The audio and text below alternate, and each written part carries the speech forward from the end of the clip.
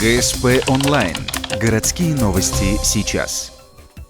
В воскресенье 10:00 полигон ДОСААФ. Чемпионат республики по скоростному маневрированию, третий этап. В заезде 25 экипажей, 10 из них автоледи. Организаторы, как обычно, подготовили подводные камни. В этот раз неожиданностью для всех стал старт. Как поясняет организатор, чем больше сложности, тем интереснее.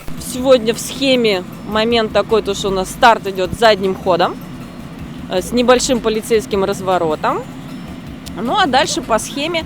Трасса, конечно, скользкая, очень скользко накатана. Почистили заранее, еще ночью приморозило, и так это.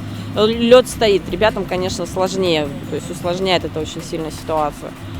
Схему элементов участники увидели сегодня за 1,5 часа до соревнований. Это время им дается на пеший проход трассы. Ольга поясняет, это необходимо, чтобы зрительно запомнить все нюансы. Основные претенденты на победу, как и на предыдущих 2 этапах чемпионата, Андрей Лукин и Иван Репин. Сегодняшний мужской тандем разбавила Анна Локтющенкова. Это привычные соперники, мы с ними очень давно бодаемся, поэтому Лукин пока не превзойден у нас здесь, отдадим ему должное, но Ваню Репина можно и подвинуть.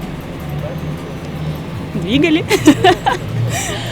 По жребию Анне достался 13-й порядковый номер. Как признается девушка, это вызвало только улыбку. По итогам заезда в зачет лучший результат показал Андрей Лукин. Его время 1 минута и 31 секунды. Второе место Иван Репин. Его результат 1 минута и 43 секунды. Третье место Анна Локтющенкова. Девушка проиграла 0,01 секунды. 4-й финальный этап по скоростному маневрированию пройдет 27 февраля в городе Сосногорске.